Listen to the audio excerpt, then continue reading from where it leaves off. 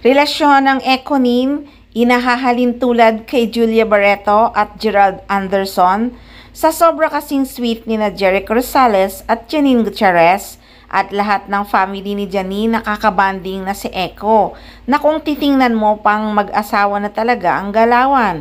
Sabi kasi ng isang netizens, "Ay nako, maniwala ka sa mga artista. Tingnan mo nangyari sa relasyon ni na Julia Barreto at Gerald Anderson.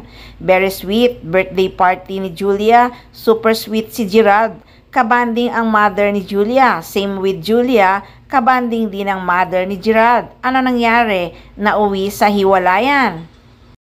Pero kung ako ang tatanungin, no, parang Coco Martin at Julia Montes ang galawan ng Econin. Hindi sila kasal sa papel, pero sa puso at isip talagang kasal sila. Pero 'di ba, hindi naman tayo sure, baka nga may papel ng pinanghahawakan ang Econin. Kasi hindi sila maglalantad ng ganyan kung wala, lalo na si Janine.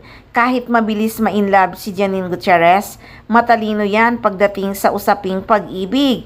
Hindi yan maglalantad ng ganyan kung walang pinanghahawakan, lalo na nga kasal si Eco kay Kim Jones. Diba, imposibleng lumantad si Janine at Eco kung walang pinanghahawakan na nagpapatibay talaga ng kanilang relasyon. At kung maghiwalay man ang Econin, diba sabi nila mas deserve ni Janine ang binata?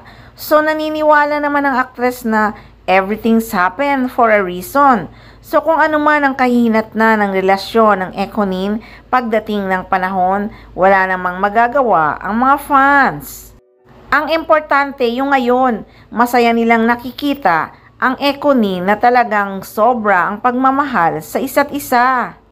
Hindi mo rin talaga masisisi ang ibang mga netizens at mga fans kung maiisip nila na baka sa hiwalayan din hahantong ang relasyon ng Econin. Napakarami na kasing couple sa showbiz na talagang akala sa kasalan na hahantong, pero sa hiwalayan pala nagwakas ang kanilang relasyon. Pero sabi nga ni Eco, diba, we make it last, it's long last. Sa bagay, hindi naman talaga 100% na nakakasiguro kung forever na nga ang Econin. Kagaya nga ng sinabi ko, maraming couple sa showbiz ang talagang nagmahalan pero sa hiwalayan humantong ang relasyon.